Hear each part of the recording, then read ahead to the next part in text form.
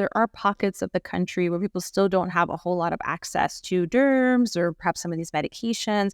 Even on the clinical research side, where we're doing studies, a lot more telehealth is coming into that.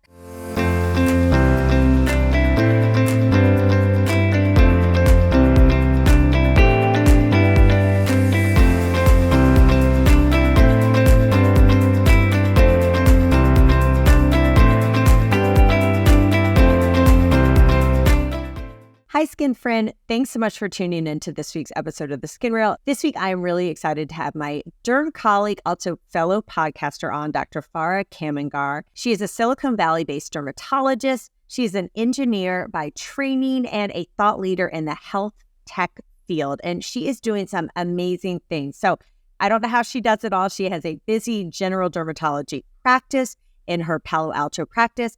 And she also is really passionate about removing barriers for patients and physicians. She is also chair of the Palo Alto Medical Foundation and president of the San Francisco Dermatological Society. But what I'm most excited for Dr. Kamangar to share with us today is how she has used her background in engineering, her expertise in dermatology, and she has pulled that together to create a phenomenal AI-generated platform where people can ask skin-related questions about their health. It's not just for dermatologists, it's not just for doctors, it's actually for everyone, the public as well. If you've got skin questions, not sure what order to layer your skincare product, you can use Derm GPT to answer these questions that you have. And what's great is that it is really derm focused. The publications and the training that the program uses is all derm vetted. So unlike ChatGPT, which can do a pretty good job, honestly, in a lot of things, it doesn't always get it right. Sometimes there's some bias or what they call hallucinations. But with Derm GPT, this is all really solid dermatology research and scientific knowledge. It's like having your own online personal dermatologist. I'm so excited for her to share with us how she created it and how she uses it and how she recommends you as the listener can use this to get really great skin and great skin guidance. Whether you're a techie or not, you are definitely not going to want to miss this episode. I have been so looking forward to this episode because I have so many questions about AI and derm and skin health. So I am so glad you are here to shed some light on all of that. So thank you. Yeah, thank you for having me. I love the podcast. So happy to be on and joining. So you're also a dermatologist and a podcast host. I've introduced you briefly, but I'd love for you to let the listeners know in your own words who you are, what you do, and all the cool stuff you're up to. Absolutely. Yeah. So I am a board certified dermatologist. And before becoming a dermatologist, I was an engineer. So I've also always kind of been involved with health tech, hence the AI that we'll be talking about as well. I practice out in California and I do everything as well, medical dermatology, cosmetic dermatology, kids, adults. So just the breadth of all that we do, which is really fun. And then I also am the chair of our local society, which is the San Francisco Dermatology Society. And we have our podcast that you touched on as well. And it's been so fun doing the podcasting and just getting to talk to everybody and learn about all the really cool things that are going on in the future of dermatology, AI being one of them, but there's so many things going on. So really happy to be here to talk about them. I would say that's one of my favorite things about doing a podcast is I get to meet so many cool people, so many leaders in our field, people just really revolutionizing the way we think about skin health and how we take care of our patients. So it's really fun and really cool. You're definitely really humble because your credentials, your background's really impressive. You kind of skipped over the part that you created a whole AI technology for dermatologists, right? So I think most people listening have heard about ChatGPT, right? And I know that right, all the other, I can't keep straight. Probably someone from Silicon Valley can probably keep all these tech companies straight, right? But, most people have heard of ChatGPT, and I've got these 20-year-olds in my office now, and anytime I ask them to do something or they're helping someone else with something, they'll say, well, let's just ChatGPT it, right? It's now becoming what we used to say, let's Google it, right? So most people know what ChatGPT is, but what is Derm GPT? Or tell us what you have created. I've been involved with just machine learning and learned language learning for a long time. And what that means is just teaching the computer to do what human beings can do. So that used to be really, really hard and really expensive because you'd have to spend a lot of hours in writing code and teaching the computer just like one thing. I kind of equated to if you're trying to teach a small child how to speak, if they were to learn like one word at a time, it would take forever. But little kiddos, they kind of infer from the world and they pick up patterns and they're able to fill stuff in to the point where an 18-month-old can start talking back to you in a bit, which is then what generative AI is. It's basically AI that can teach itself, even in like a supervised fashion or unsupervised fashion. So it just, since the GPT technology came out, ChatGPT being the main one that came out, but once that technology came out, it's kind of revolutionized. It's going to change everything that we do in all aspects of the world, but it's just revolutionized that entire field. So in the past, it was kind of a game of, like the really big companies could achieve these projects. Whereas now with this technology, like a single person, now there's a team of 5 of us, but a single person can put their knowledge, which for us as dermatology is the only thing we care about. So putting a bunch of dermatology information in it and then building an entire tool. So building like a virtual dermatologist, basically, is what Derm GPT is. So that's kind of been the background. The day I think that ChatGPT launched, that OpenAI launched, I kind of just thought there and thought, oh wow, this is what we've needed. And I think like a couple of days into playing with it, we purchased the domain dermgpt.com and it started from there. So I'm glad you grabbed it when you did. yeah, exactly. Actually, I looked not too long ago. Anything with GPT attached to it is gone now. We got that when we did. So basically what we did is we put a lot of dermatology verified information. So things that dermatologists would look up and respect and trust. We've put that information into it. And the main difference is like with a ChatGPT, when you go into ChatGPT, it's actually really good. ChatGPT is pretty good at everything. And it keeps getting better. Totally. Like I think ChatGPT 3, they gave it the bar exam for attorneys and it got like 10 percentile. And the ChatGPT 4 scored in like the 90th percentile. Top of the class. The top of the class. Exactly. So basically, we've given it a lot of specific info. So when you go to ChatGPT, it'll pull from anything. You kind of sometimes don't know what it's pulling from. It could be a random log that might not be correct, or there's kind of that risk of it. Whereas these specific domains that different groups have started, ours is a dermatology focused one.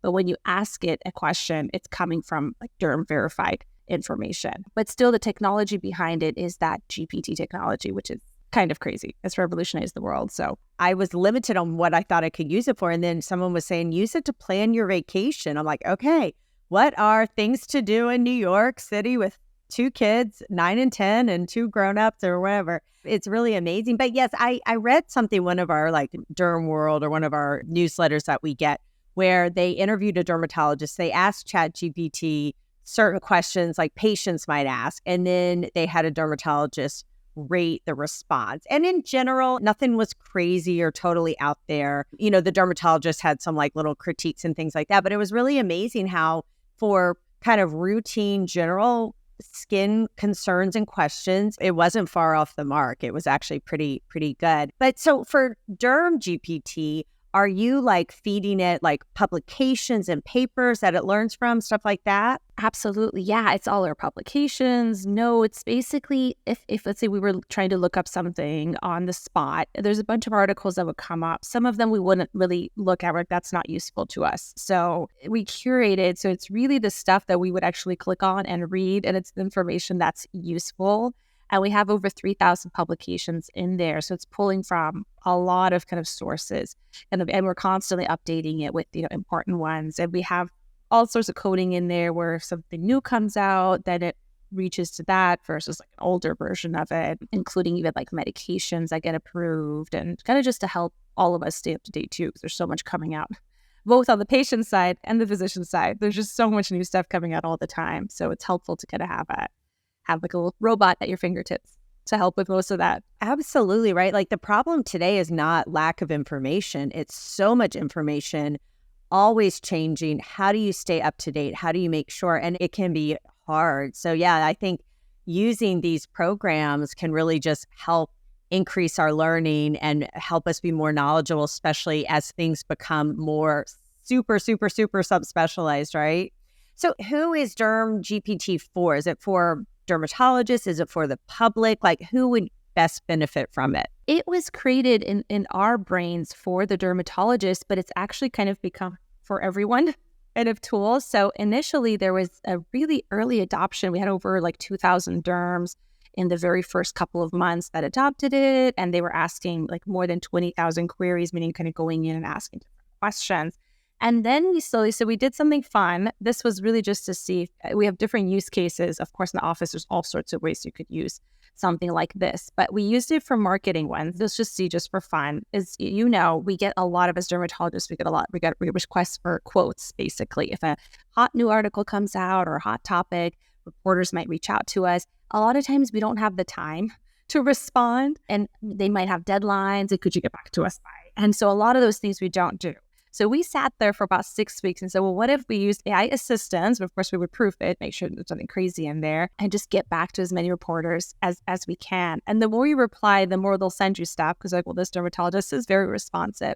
We had something like over 2 billion unique viewers per month and it was me responding. So it was basically getting into things like Sports Illustrated, women's health, the big kind of thing. So when we were in those articles, we had these crazy spikes of people coming in and asking questions. So that was, I think, the advent of how more the public started using Derm GPT. But even though in our brains, we think of it as a tool for us to maybe write notes or use to get medications approved or, just do clinical tasks faster. Like what you mentioned, you can use these platforms to ask them questions. There's even reports of, not with Derm GPT, but with Chat GPT, where people have used it to diagnose things that they've been seeing doctors for years. And they put in like a constellation of symptoms and it kind of came up with it. Not saying it's better than us for sure. We're still important, but you can really get a lot of information in a text-based way as well. So I think it's basically a long answer to the question, but I think really anybody could use these tools, and the prompts and the way you use it actually just is so creative as well. People have actually used it in ways I didn't even think about. So what do you mean by the prompts? Is there a technique to help get the best information out of this? Absolutely. Yep. So with Derm GPT and Chat GPT, sometimes the way you ask it will give you like a nonsense answer. You're like, that's not helpful. Or it'll say, I don't know. There is like a little bit of a trick to the way you ask as well. So if you ask it one way and you don't get exactly what you want, I would say with either of these technologies, there's so many platforms now, I would just say, don't give up, ask it a little bit different. Or sometimes you can say, try harder. There is this kind of like lazy effect with the GPTs, because sometimes I'll say, I don't know. And you say, try again, try harder. And it really will like give you a full thing. You got to give it encouragement. Yeah, it can be lazy sometimes. So if you get like a short response and you want more, you're like, please do better, So yeah, sometimes I have used to say in more detail, right? I want more detail. In more detail. I want more, try better, do it. Yeah, exactly. There is this kind of lazy effect that's been written up that it can sometimes just give you like, it's kind of like my kids. They're just going like, here you go. Yeah, school was good. Give me more. But I'm going to need more. Oh my gosh, I can just see our kids like plugging into Chat GPT to how to respond to their mom when they say, how was my day? Oh my God, I know. Yeah. Give me more. Okay, I'll give you more. Plug it into Chat GPT. Oh my goodness. But do you see any negatives about this technology? And let's just start from like, we can see it from the perspective of like doctors and providers, or from the perspective of patients. Are there any negatives to this? For sure. Yeah. The main negative is what we call the errors in GPT or AI. So there's two main types of errors. There's the very straightforward type 1 errors, where it just gives you a wrong answer. You could say like, what's 1 + 1? And it says 5. And so it's wrong. You kind of move on from it easily. The worst type of error is the type 2, or the hallucinations, where it kind of makes up something that actually sounds pretty good, but it's like completely made up. It just took random references and kind of came up with something.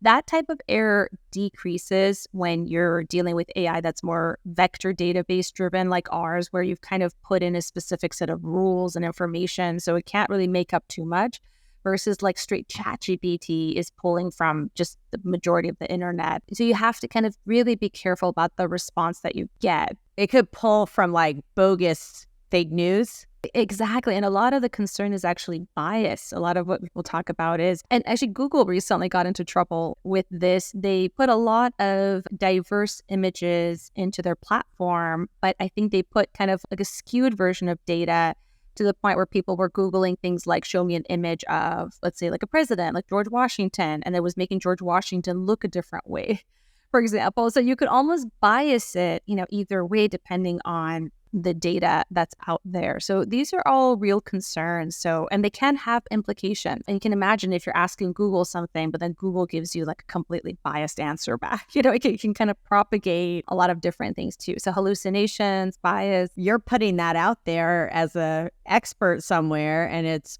bogus, right? And then that gets picked up by all these other people. Yeah, you could see how that just like snowballs. Yeah. So you're going to have to be really, really careful with most of these things. And then also, like we talked about, people using these tools at home to diagnose things. Those are all, great, but the fact is they're not as precise as physicians, so it wouldn't be in lieu of getting, medical care, which is kind of an important thing. More also, we're talking about learned language models with our models, but also the image-based AI. I think people have to be careful. They're not perfect. You might put an image in and it might give you some idea of what your rash is or your mole, but the technology is not perfected yet. So there's still a lot of kind of caution. Now, I did see something cool where if you've ever tried to park in a city and there's like a million different parking, park here 2 to 5, not, on odd days or whatever, and someone took a picture of it and could figure that out. That's genius. Yeah, that's such a good use case. Can you speak to some of these apps that are out there, right? It seems like there's this big push to get derm apps. I mean, I've had people talk to me about that can tell whether it's skin cancer or not, whether it's benign or malignant, what your rash is. Like, are any of these good? Are any of these things you'd recommend? There's a huge push for the image-based AI. And I would say that versus the language model. I think learned language models are totally there. They're very precise. Those are low-hanging fruit. We should be using them in all aspects of life to make our brains work less hard.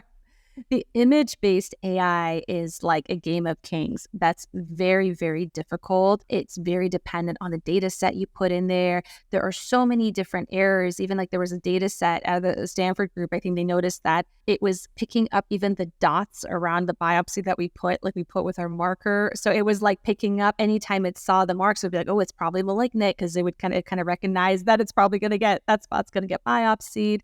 So there are so many errors that can happen with image-based, so we have to be super careful. The one area I think that's kind of exciting with the image-based ones are some of the telehealth platforms are starting to use this. You might put like a picture of yourself and might be able to count how many acne spots you have. It'll tell if you have some redness, pigmentation, things like that, where it's not diagnosing, but helping you kind of monitor your disease progression, I think are actually pretty cool. Like you're like, okay, is this cream actually working? And kind of like a little aid. Sometimes it can feel so subjective, and I'm like a religious picture taker of things, but a lot of derms like can't believe it, but who don't take pictures, or sometimes you forget, right? And you're like, oh shoot, I wish I remember what the keloid looked like a month ago, or what, because you think you're going to remember. Oh yeah, I'll remember, right? Now, the good news is a lot of times patients have their own pictures, right?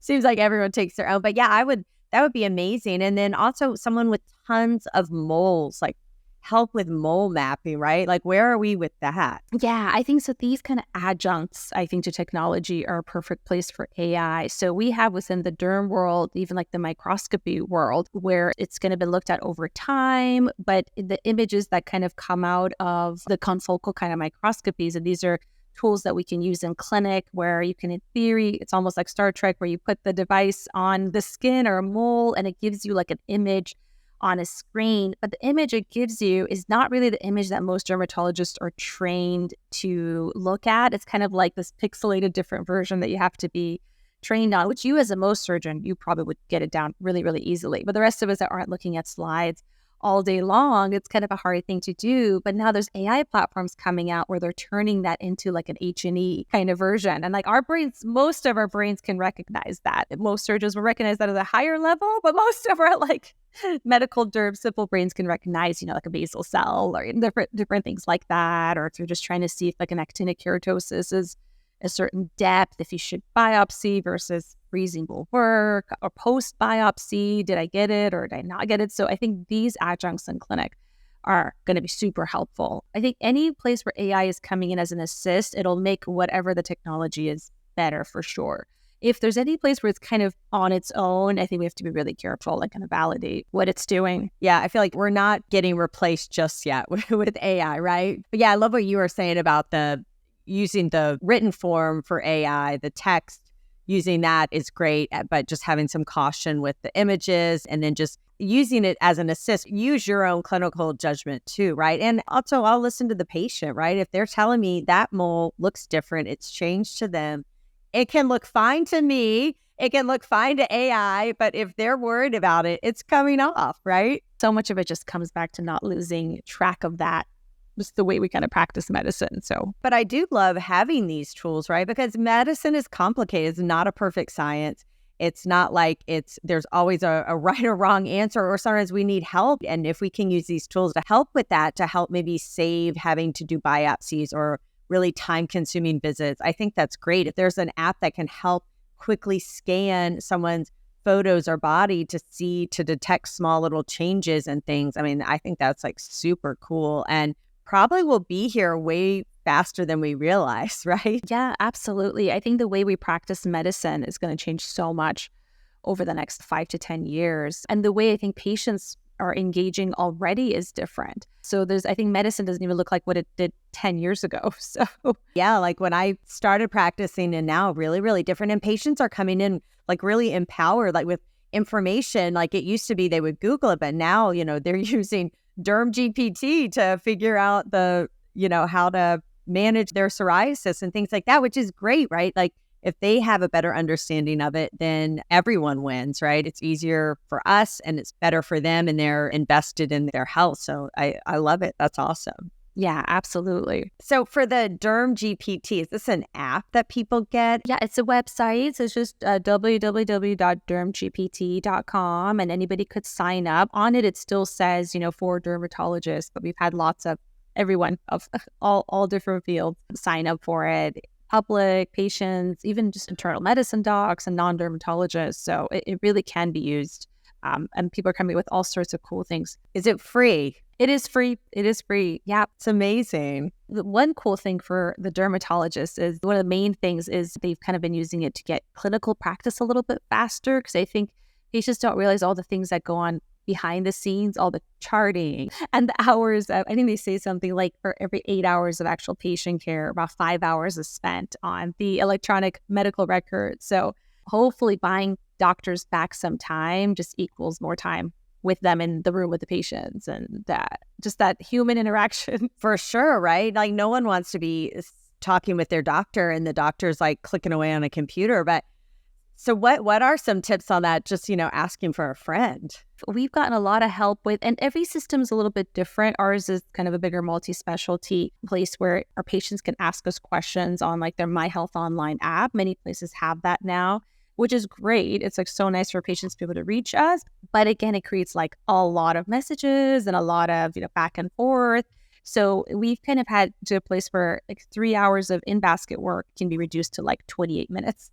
Pretty much, if done right with like prompts that gonna tee things up for you. So the doctor, of course, kind of sees everything still, but there are some common questions we get asked, right? Like you might ask, you get one of your patients from Mohs might ask just simple, maybe post-op or instructions, maybe something pretty simple that DermGPT could handle. Of course, your staff would look at it, or you would, but it's something that could generate that would just save time typing and thinking about it. And usually for me, it sounds better than what I would write too. Because usually when I'm typing stuff, it's like, sure, yeah, do this, put this on some Vaseline. And so it makes it sound a little more legible. And it can be translated to different languages for the health equity piece of it. It's kind of nice as well. But that's definitely one major use case. Another is the whole prior authorization world. So I know a lot of patients are familiar with, you might go to the doctor, get a prescription, and then you go to the pharmacy and they're like, actually, no. You can't get that because step, 1 to 5 have to be done, which is very different too. That's changed a lot over the years, which is terrible for patients because all they want to do is they're excited about the plan. They want to go get the medicine and start things. So just helping the doctors on the back end, doing all that kind of, all those little pieces. Sometimes you'll think like, oh, well, it only takes me 2 minutes to do that or 3 minutes to do that. But then if you're seeing like in a busy general derm practice or even at Mohs, right, you're seeing 30, 40, 50, 60, how many patients, like that adds up. So, the seconds matter. Exactly. It's all those little clicks and seconds. And it just takes away from the time you can spend with patients, or it takes away from you seeing more patients. And we all have a huge backlog, right? Of like, there's not enough dermatologists, and we all have these really long waits, not because we want to. I think all dermatologists want to get patients in as fast as we can. And we're all working on different measures to be able to do that. So I think it solves multiple problems. And that's why we became doctors, right? We want to see patients. We want to be seeing them in the clinic and not clicking away on the computer. But now, I guess one way that COVID, I think, really sort of blew this out of the water, right, is like now we actually realize we don't necessarily have to see the patients in our clinic, right? Like, what about the whole world of teledermatology, telemedicine? Yeah, telehealth has taken off, which is so exciting because we all kind of had little bits of it in our practice in the past. And COVID really kind of opened the doors. There were a lot of docs working on the telehealth side. So now it's kind of opened up. It's become the expected thing to do, which is amazing. It's really helping some patients get in where they can. Then there are all the direct-to-consumer telehealth platforms, and some are actually very good. I know it's sort of a question of, how good are these things, but there are certain dermatology ones that are pretty good for common conditions. I wouldn't say get everything diagnosed or get your melanoma diagnosed online, but let's say you have acne and you're somewhere where you don't have dermatologists around, or the medication you get prescribed is super expensive. There are a lot of these sites now that just provide access and medication, which I think is incredible. As a field, I think that's a huge adjunct. The ones that I think are dermatology based are the ones I would say are still probably the ones to go for, because then there are also lots of telehealth things just kind of popping up all over the place too. So I think, just as you would see a doctor in clinic, definitely kind of vet the platforms you're on. But the telehealth world is kind of amazing what it's been able to do for a chronic disease type of patients. So what about though in those visits? So they obviously can't do biopsies and things like that. They just refer out or say, go see someone locally, or they partner with local dermatologists for that? Exactly. Yep. There's all sorts of different, of course, there's the telehealth that we all do directly in our practice. So if it's within our practice, we just have them come back the next week and do a biopsy. Then there are these larger platforms that will kind of send to partner sites as well. That also increases access as well because they're sending for like a specific things. But again, if it's like a rash or a mole or skin cancer concern, just still kind of go primarily to an in-person doc because it's so hard online to really definitively diagnose those things. But yeah, I think the telehealth world is just, and the technology has gotten so much better too. A lot of telehealth platforms are incorporating a lot of AI as well. So I think that is going to just keep getting better and better, to the point where we kind of call it telehealth, but I think, in like 5 to 10 years, it's just going to be like health. It'll be like a seamless part of how we practice. It's kind of like sometimes people are like, you have to go to the bank for that. I'm like, go to the bank? What are you talking about? Like, what is this bank you speak of? I don't want to go to the bank. I work. It's not going to be open, right? I'm just so used to doing it online that I just am like, well, I don't understand. You want me to walk inside?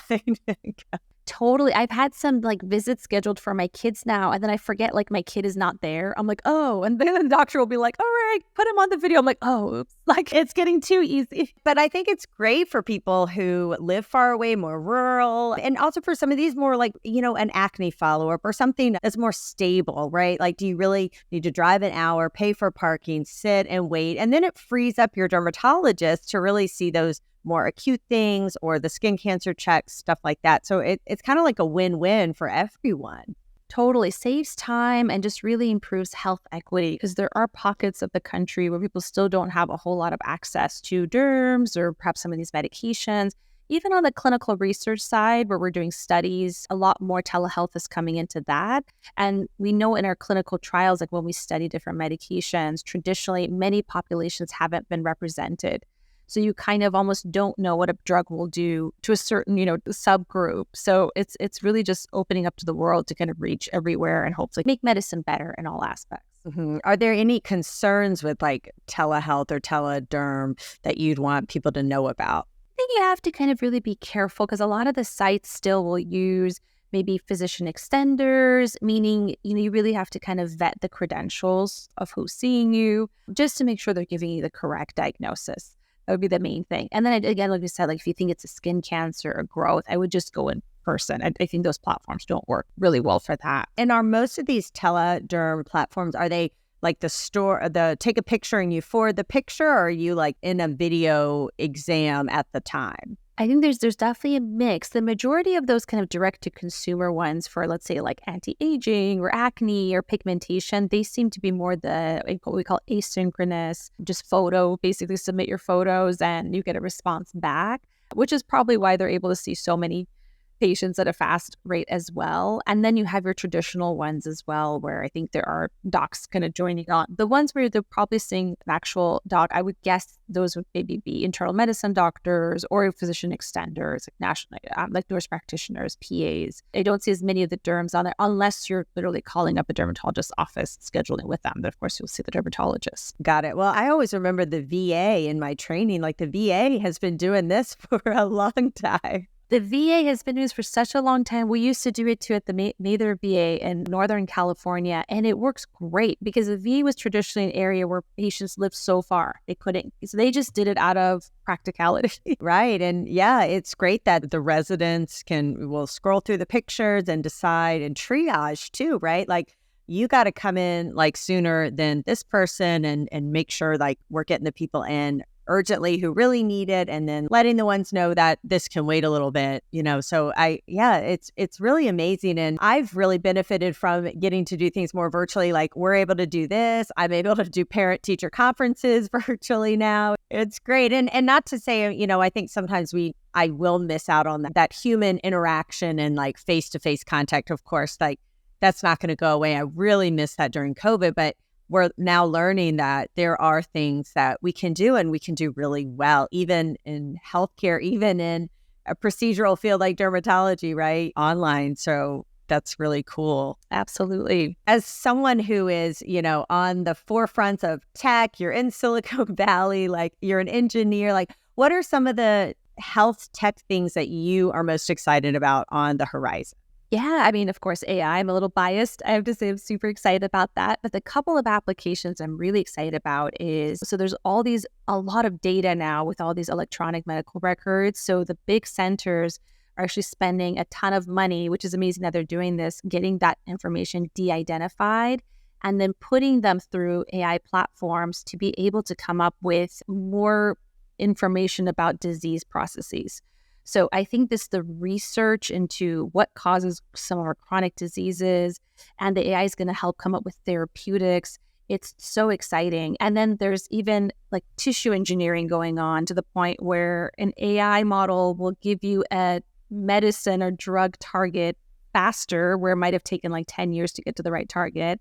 And then you might have had to like study that medicine in a bunch of, let's say, mice or animals, but now you can put them in these like organoids that are created in the lab, get to the right protein. So basically, long story short, without getting too nerdy about it, but you can get these selective kind of therapies for all the diseases that we can't treat or we're not treating well so much faster. So I think the time to actually get to treatments is so exciting. So potentially for all the things around us, but things like Alzheimer's, autism, like everything that, is really hard to treat that people are kind of struggling with. I think the technology is getting so much faster. And then researchers, I think, are really working together now, which is kind of amazing too. It used to be kind of researchers were all in different institutions, but I do think with like the telehealth and the AI, it's really connected everybody and everyone's kind of excited to work together. Like, what does this data set look like? And realizing, right, like if we pool things together, it's even more powerful than just working in our own little lab by ourselves. Exactly. So there's so many cool therapies on the market. And we know with dermatology, there's so many biologics, and there's now oral biologics coming out, like oral peptides. And this year we had a psoriasis medicine that came out where the molecule was AI, basically AI that kind of predicted the molecule. So it's just really cool. Yeah, I think it just the speeding up the time from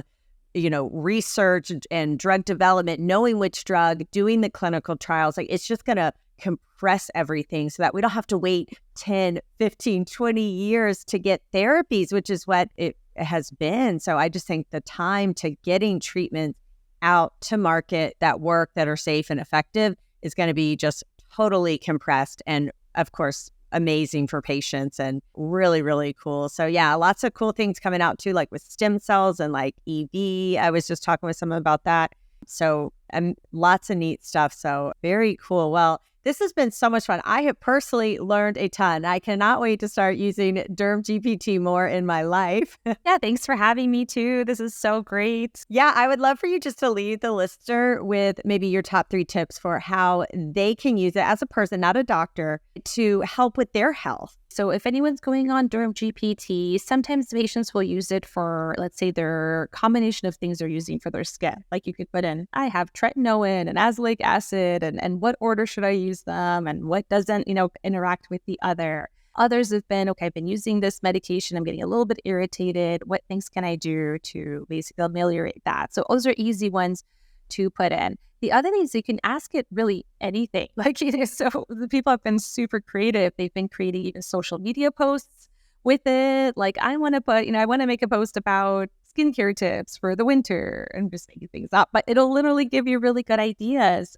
So I think you can really use it in any aspect of your life. So I kind of tell people, if you're getting to a place in your brain where you're kind of stuck and you're like, okay, I'm going to put this task off till later, that's probably the time to reach for a GPT platform, whether it's Derm GPT or Chat GPT. Just turn it into an easy task, like get over that mental hurdle of whatever's holding you back, and you'll be so much more productive and effective in life. I've heard people in my office will use it like, create a week meal plan for me that is low in sugar, high in protein, or create a 30-day workout program for me, if you're looking to do more weight training. There's so many things that you can do. And I feel like once you start using it, then you start realizing, oh my gosh, and I can do this and I can do that. And I feel still good about using it because I always change it to my voice and I always edit it and all that. Like, I don't just cut and paste directly, right? But it can just also help you get over, like you said, like you've been procrastinating on something because you didn't know where to start or where to begin. It can give you ideas. It can give you a framework, an outline. And yeah, if you have simple things like, hey, what order do I apply my skincare? Or I'm having really dry skin. What should I be looking for in my moisturizer? And it'll give you some ideas. So super cool. I love it. So exciting. Thank you so much for creating this amazing website and platform for us that we all can benefit from. Can you share with the listeners like where they can find you, follow you? You're doing lots of cool stuff. Of course, you can find us on the www.dermgpt.com platform. So if you want to sign up, you can use DermGPT, but you'll also end up on the email list. We send out emails and newsletters and just keep posted with the different prompts and different things that we do as well. And if you're a dermatologist in the Bay Area or California, come to our SF Derm events. That's just sfderm.org. So those are always really fun conferences. Very cool. And also your podcast, is that more geared towards dermatologists? Nope. Everyone actually, yeah. That's the Future of Dermatology podcast. You can follow us there too. Hopefully that's also